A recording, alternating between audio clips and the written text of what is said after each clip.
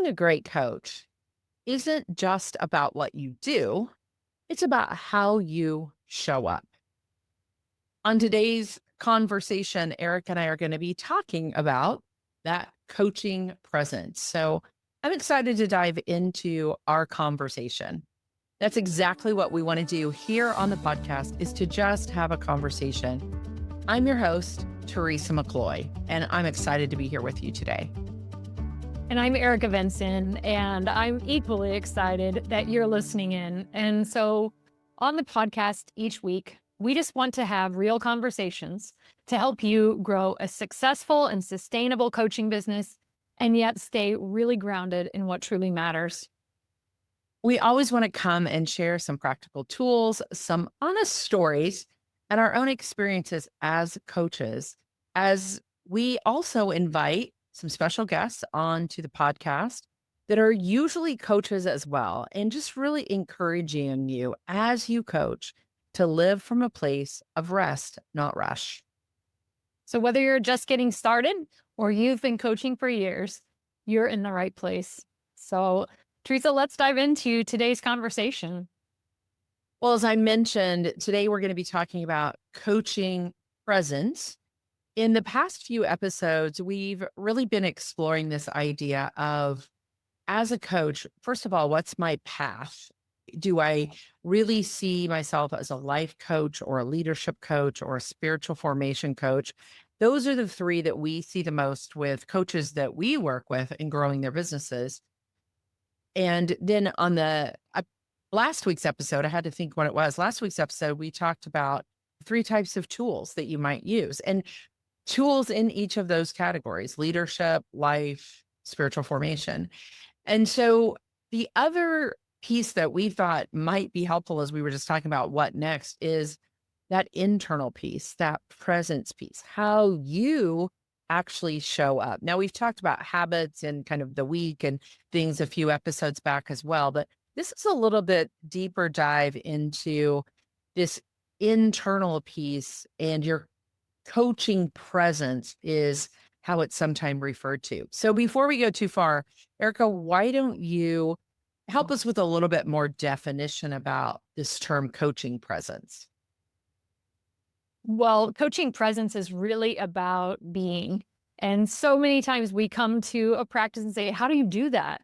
And so we want to go back, as you said, and really talk about what the being part is like. Mhm. Presence is really an intentional way that a coach shows up. And so we want to be fully grounded. We want to be attentive. We want to be attuned and just in step with the client. And so it's really not about doing, it's really about our being. And the ICF cares so much about this, the International Coaching Federation, that there actually is a core competency that is core comp number 5, and it is maintains presence. And they define it as fully conscious and present with the client, employing a style that's open, flexible, grounded, and confident. So it certainly is an internal thing, but we would guarantee your client's going to notice if you're being present. Absolutely. And there's so many things we could explore here. We'll try to narrow it down today in this conversation. But, the presence of, in this day and age in coaching, most of us are probably showing up in a video format.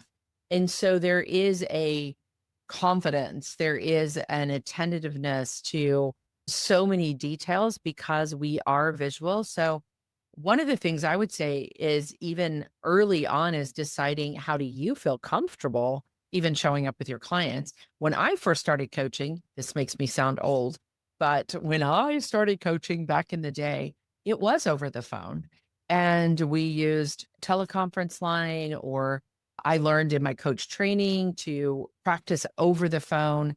And so I wasn't seeing the client and they weren't seeing me. So that visual element was out. So this presence piece was created in a very different way, maybe than it is now, because we have we're in the room together, so to speak.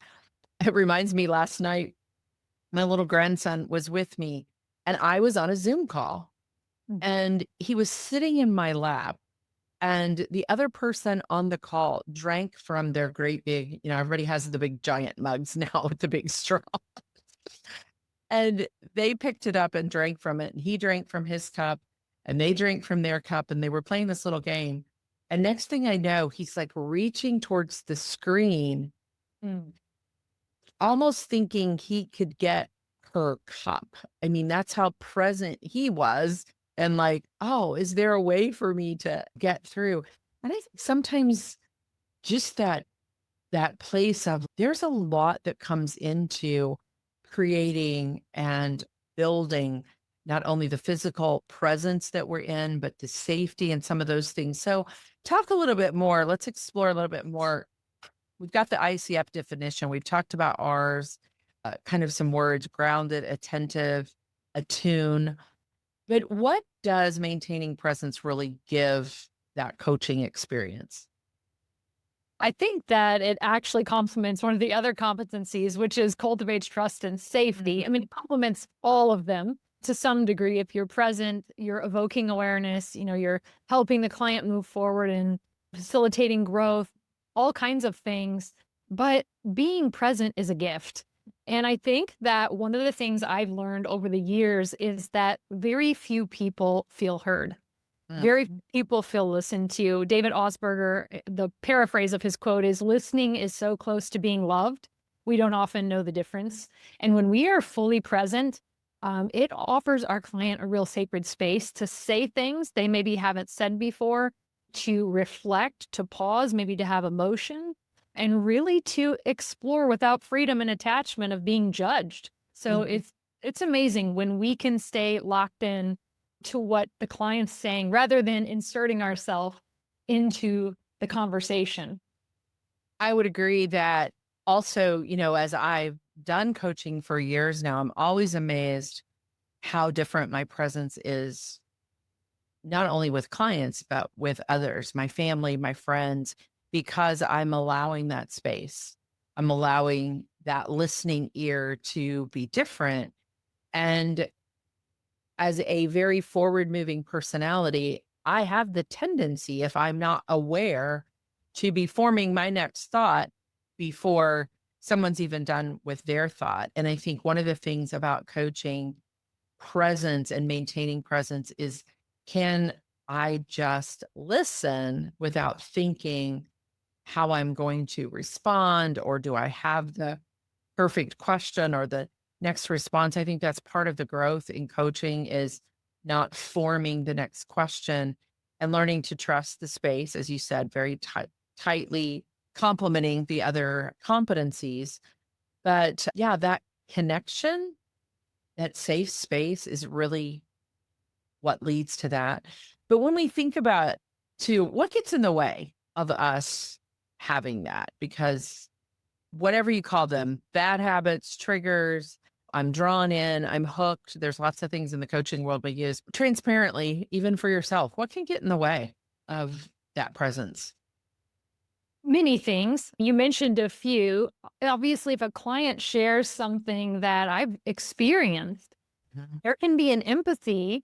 And if I don't manage that emotion, which is part of presence, to manage that emotion, to stay detached, lovingly detached, to listen, but not to jump in and want to fix it, but just to be present and notice when they say they're fearful of something, it doesn't mean the same thing that maybe it does for me. So I want to maintain a posture of curiosity.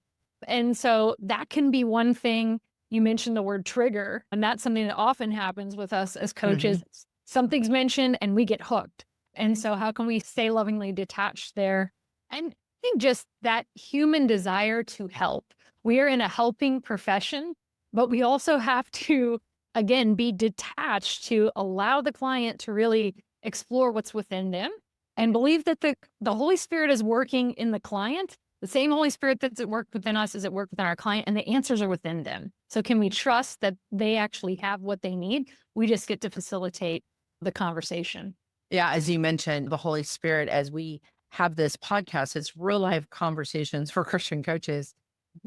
There is the other element that we're bringing into the room, whether our client is or not, we're bringing that guiding of the Spirit and allowing the Spirit to guide us.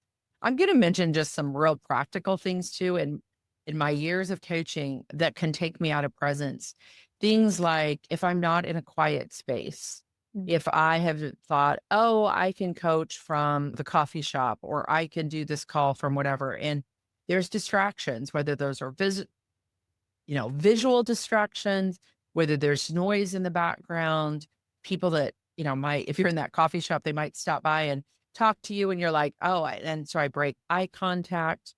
So your environment can make a difference in your own presence. Probably if you've coached for very long and you're listening in, you've tried that I'll coach from my car. We've all done that, whether it's in a parking lot or parking space or whatever of like, I didn't make it home in time. So here I am. And then there's technology issues or, your video is not working and you're trying to balance your laptop and your coffee and your steering wheel and all the things. I mean, these are just the really practical things sometimes that distract us from presence. I think another one is, and you and I have both walked through this, we've had many a conversation about scheduling things too tightly together. Yeah. Say more about even how you've worked through that, because I know that's been a big deal for you. Many coaches end up using a scheduler. They're great things. There's free ones, there's paid ones, all of that. But what happens to your presence when that scheduler schedules when you don't want to? Well, if there's not enough margin or white space, it just gives a rushed presence when I move in with the client. And so I've learned with my private clients, I schedule them month at a time. And so at the end of the month, I say, what would you like to do for next month? With our network of coaches, we do use electronic schedulers. So I always have to be monitoring. It's like having an assistant. And so I need to make sure I'm in communication with that tool and say like, is this really what I want to put out there? And so it's part of, we call it a review as part of our weekly review. But I do look at my calendar and say, okay, this is going to require some extra space. Where do I need to put a block in there so that I don't have to go back and say, hey, I'm so sorry. My calendar was open, but I'm really not available, which doesn't feel good as a coach, certainly. It doesn't. And we can't control the presence of the client and how they come into the space until we're in the room with them. And then we can help them settle. And that's a different conversation. But we can control what can we pre-decide, as I often say. For example, even today, I'm recording this podcast. I know when I'm done, I'm going to need to go run some errands. I have a prep block, as I like to call them, that I've got some errands to run, some things to do. And but yet I have a coaching call this afternoon. So I'm looking at where can I go for that call? I'm actually going to go to my co-working space in town, be able to settle in, get my technology set up and be present and ready to go with my client. We were talking about this on our network call this morning. All of your life can fit, but when someone is paying you to do a session, you want to show up. And part of it is the environment that you create and you put yourself in. I think you can feel your heart race when you're sitting in a car and it's 100 degrees out or you're freezing and you're trying, and you're wondering if your battery's going to die and all those things. So I just want to encourage you, the environment might be 50% of the battle in coaching presence. And that margin that you have before you get on with client. And you have to play around. You and I have talked about that. Some people don't want more than 2 coaching sessions in a day. Some can do 5 as long as they have 10 or 15 minutes in between. You have to find your rhythm, your groove of the days and the times and all of that. So I think that's a huge part of it. It is, and I think managing technology, it's such a blessing, but maybe you need to turn notifications off really practically. I don't coach with my Apple Watch on. I do have an Apple Watch. I love it for exercise, but I don't coach with it on because it buzzes and it takes my attention. And so I wear just a regular watch or no watch at all when I'm coaching just to help me be present and not have that distraction. And I think that's another just practical thing is, and I've had coaches that we're working with ask me this, like, how do you keep track of the time? You have to figure out, do I do it with my phone up in front of me, which might have notifications on. So I'm seeing those on a regular basis. Do I put it in airplane mode so I'm not? Like, do I have a clock on the wall that's out in front of me? You are the manager of that conversation and of the time so that the client can be fully present. And it's part of, that agreement and that space that you create for them is I don't have to manage that. The coach is managing it for me. So, Erica, let's talk a little bit deeper on this idea of, if you create this place of, I'm at a place of rest, not rush, not whipping into the parking space with my lap. You can tell I've coached from my car way too many times because I keep bringing it up. But, I have been in that place of driving around looking for the parking space so I can get the Wi-Fi signal. And that was not a good call for my client. I don't want to be in rush. I want to be in a place of rest. But what are some other places, the emotional places, spiritual places, those types of things that might be helpful as well as you prepare to be present? Well, this is where those spiritual practices and rhythms can come in and really complement just allowing you to be present. And I love that word in both definitions, the word grounded. And so sometimes for me, it's a breath prayer.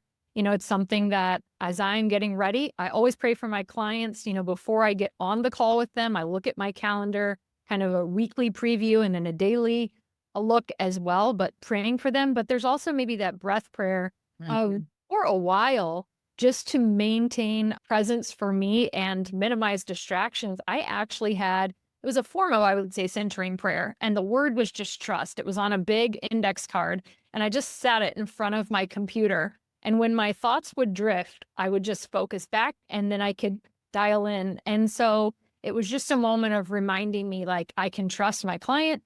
I can trust the Lord. I can trust the process. And I didn't have to wonder and allow my attention. So those two for me have been Mhm. huge. What about for you, Teresa? I would say for me, it's mostly I'm very much an environment person. So if I can be in an environment that's undistracted and give myself 5 to 10 minutes before I'm on with a client, clear my desk, turn off, if I'm going virtual, which most of the time I am, I need to shut down everything on my computer I possibly can so that windows don't pop open or notifications don't come. Most computers have, 1 hour notifications turned off. I normally have those off most of the time, but I have to center myself, as you mentioned. Something I probably struggle with just in my own personality is that ego agenda, I want to make sure that the client has a good experience type of thing. And I just always have to pray my way through that I am not here to fix or solve, to really be present. So, I'm just being very transparent to say sometimes for me, it's fighting my own ego. And I don't mean ego as in, oh, I have this great big ego, but ego as in I want to make sure that, listen to that word, I want to make sure like that's where I can go if I don't rest. And no, the spirit is moving in myself and in my client in whatever way that might be. And yeah, as you said, just trusting. But if I don't have that moment to breathe in between, I'm not in a present mode or present space for my client. Absolutely. And I think that's a human tendency that we struggle with. I mean, I certainly have had moments in the midst of coaching sessions where it's like, are they getting what they need? Mhm. It's value. You want to bring value. And yet, what's our role? Our role is to stay present. Our role is to stay detached, is to stay client focused and just to walk alongside. It's not to push them. It's not to, get out in front of them and share the next great thing that could save them from the pitfall we might even perceive. And so just to come back and continue to walk the journey with them as a guide, as a companion, rather than getting out in front of them. I would agree. And yet I think one of the things that's been helpful for me, and we talked about this on the last episode, is trusting that I do know that I have tools in my tool belt that can maybe bring us back to presence. If I hear a client say something, I might be triggered in a good way to go, oh, I think I have a tool around that we could talk about at the end of the session or things like that. I know another, and you and I have both done a lot of mentor coaching and coaching with other coaches. And I want to just visit this for a minute before we wrap up here today is there's this whole debate in coaching of like, do I take notes? Do I not take notes? What do I write down? What do I not? And now even in the virtual world, you can have the note taker take them for you. That's a whole ethical issue that you have to decide for yourself one way or the other. A whole nother topic that we could go into around coaching. But note taking for some people helps them stay present. And for other people, it could be a distraction. So just notice that about yourself. Like, am I trying to take so many notes that my head is down and I'm not listening and I'm not making eye contact with my client. I'm not watching what they're doing in their body, listening to their voice. Or can you develop a system and a way of writing some things down that helps you have enough notes? Um, Again, another question you have to decide is, do I keep notes? Do I not keep notes, on file and all of that? So what have you found to be like a happy medium for you in that place? One of our friends and mentors is always in the back of my brain, when this question comes up. Mine too. Cheryl Scanlon says, coach with your head up. Yeah. And I think it's shifted. You talked about, well, when I started coaching, because I coached auditorily on the phone as well. And it's very different when your client cannot see you, but they can still feel your presence. They can still Mhm. notice whether you are with them or you are. I mean, we've all had that moment when we're on the phone with a friend and they got a text or somebody Or they're walked, washing dishes because you can hear the water running. you can hear the water, or they put you on mute, Mhm. and you're like, I think I lost you. And no, oh no, no, no, I'm right here. Yeah. And they've lost you. There's not a presence there still. Yes. But when we moved, and a lot of people enjoy visual coaching, it offers a different level of connection. But when we move to that space, there is an accountability to say, if I'm going to be present, I don't want the client to be looking at the top of my head. So I Mhm. do really pay attention to going, I'm going to write down some keywords, maybe some phrases that are important, because when I write them down, when I ink it down, for me, it helps to sink it in my mind to be able to say it Right. out loud, to mirror it back. Because the language that our clients have is important. But I want to be there's a happy medium, as you said. I want to be present and have that visual to be able to pay attention, not just to what they're saying, but to the nonverbal, what they're not saying. And so I will share in my experience, and again, we do it differently. I do allow the note taker that Zoom has, I don't pay for one, to take notes for me so that I can be fully present. And I've really enjoyed that over the last year of I can just sit and stay in eye contact and listen. Sometimes I share those notes with a client if they want them, not always, but they come right to me in email within 5 minutes or so. And if I want to write something down from those notes, I can. That tool even create like, here's what you said you would do, and here's what the client said they would do. So sometimes it's overwhelming because a lot of that happens in a conversation. So sometimes it's too much, but it's enough for me to review and say, is there anything here that I did say I would do? Send them a resource, do something so that I follow through. Or are there any keywords that I want to remember, any things that they said they wanted accountability around? So I am using that. There are times I'm like, I don't know if I like this or not. It's a thing about coaching. You're growing, you're learning, you try things, maybe for a season and see, like, does this work for me? Does this help me show up more present? Mm. So when you think, I just want to leave our listeners with some type of action that we always want to give you an action step that you could take to grow in your own coaching skills and development.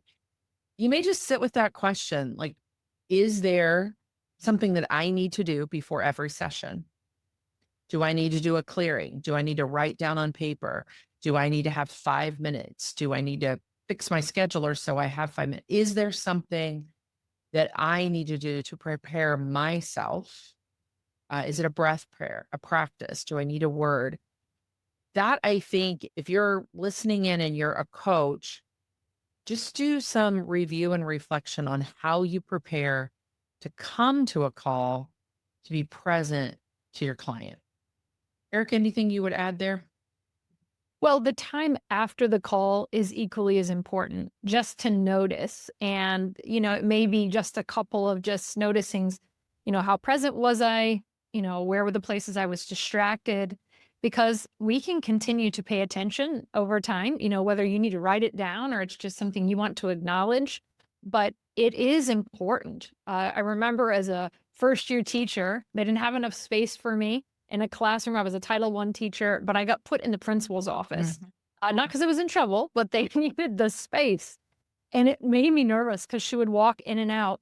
But the other thing it made me more comfortable with and learn to grow and appreciate was accountability and Mhm. observation. And so we don't always have those opportunities as coaches unless we're doing like coach supervision or mentor coaching. And so to create those opportunities and rhythms for ourselves to reflect is equally as powerful, just to give Mhm. ourselves not only the prep moment, but how was I present? What was that like? Where were the moments that I was distracted or drawn away? And how do I want to move forward? And so, along that line, you can do lots of different things. And as you said, reflect, you can record your call with the client's permission. That's one of the things I like about the AI notes from Zoom. If I look through that outline and every paragraph or 80% of the paragraphs start with me speaking because it divides them instead of the client, I can notice from that how much was it me, how much was it them, action steps, all of those things. So, yes, that review of your presence is just as important. So we'll leave you with the action of reviewing how you begin and how you end a call, and then trusting the Holy Spirit to do the in between in the presence. But as we wrap up today, we do want to remind you as well that we have some things happening this summer here at the Relay Process that we are super excited about. We normally don't always do a summer cohort certification, but this summer we are. And that certification is going to be coming up here in the month of July. It's going to have a little bit different as we continue to tweak and become better at what we do, a little bit different feel to it and how we're doing the certification with some pathways that you can choose, either life or leadership coaching, spiritual formation coaching. But that certification certifies you in all of our tools and our framework. So, yeah, Erica, we would be excited to have them if it's something that you would want to put in your toolbox. Absolutely. And the process works with individuals, with teams, and groups. So we'll be training you to use it in all three of those environments. Plus, if you are an ICF credentialed Mhm. coach, you can actually earn some continuing ed hours by doing the certification. And so there's 20 hours available there, 13 core comps, 7 resource development.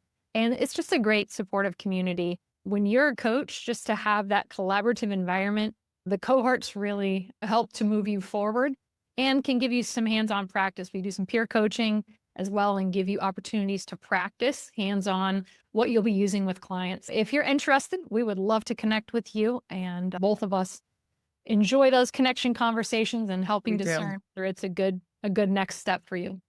Yeah, the best way to check all that out is go to the relightprocess.com/get certified. It's right up in the right hand corner.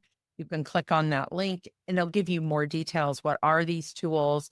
What is the process? It's about a 12-week certification process. The first 6 weeks are a lot of live hands on, and then the last 6 weeks are some of your peer coaching, being coached by some of our coaches. So, just a lot of great one-to-one. I think Eric and I are always excited when we talk about this because we usually record our podcast on Wednesdays, and Wednesdays is also our community call day. So we'd usually been with our community in the morning, and we love our community of coaches, and that is part of the opportunity that you have as part of certification is to be in that community. As we wrap up today and have talked about this idea of presence, so much of present, I think, is being in the moment. And it's something that I have had to learn and grow in and constantly still to this day can fight that energy of like, what's next? What do I have later today? What do I have going on? And one of the greatest gifts that I think we can give someone is to be in the moment with someone.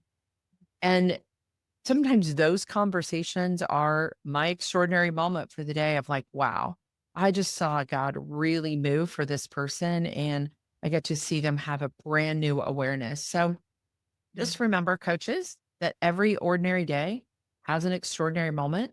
It might be a coaching conversation that you have this week. So look for them, notice them, and lean in. And we'll be back next week with more conversations and looking forward to being with each of you. Have a blessed week, everyone.